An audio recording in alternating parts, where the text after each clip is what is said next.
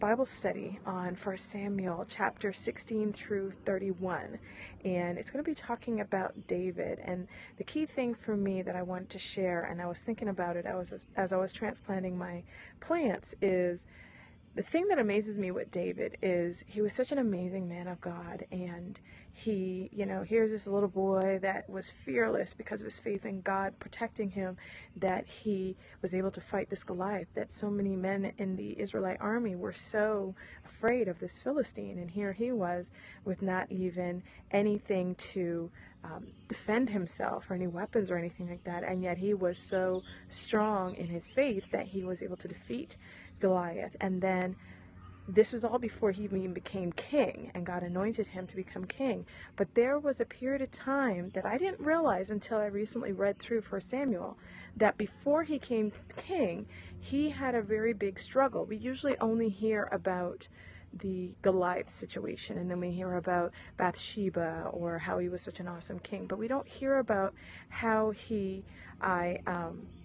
sorry, you are in the wrong chat room. So we don't usually hear about David and how he basically struggled, even though he became so strong. He had such a strong faith in God, but then he still struggled when he went through difficulties in life. And as a mom, it really resonated with me in various chapters on how we can really apply that, because we are believers and we want to do the right thing. We want to train up our children in the way they should go, and we want to do the right thing as virtuous women. But then we still struggle in various ways in so many different situations. We see our circumstances and we just don't see how we can get out of it.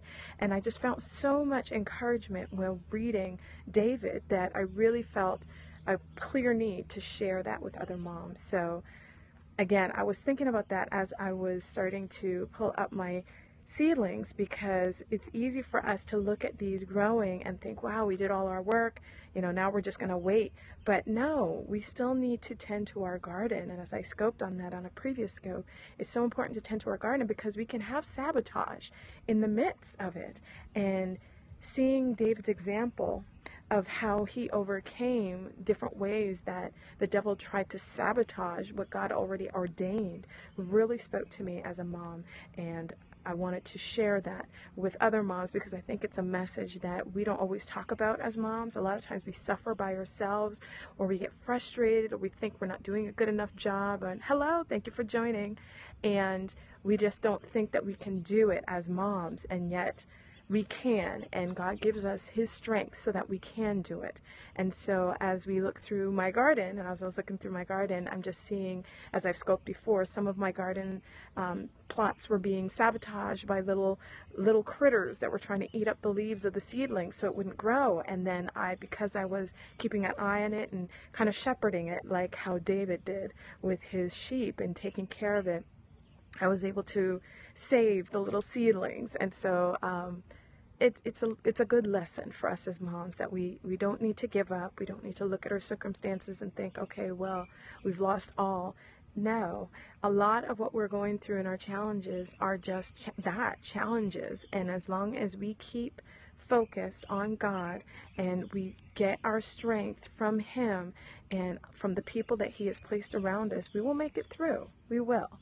And so we just have to keep our strength and keep our focus on him, and not allow the devil to distract us, which is essentially what he tries to do.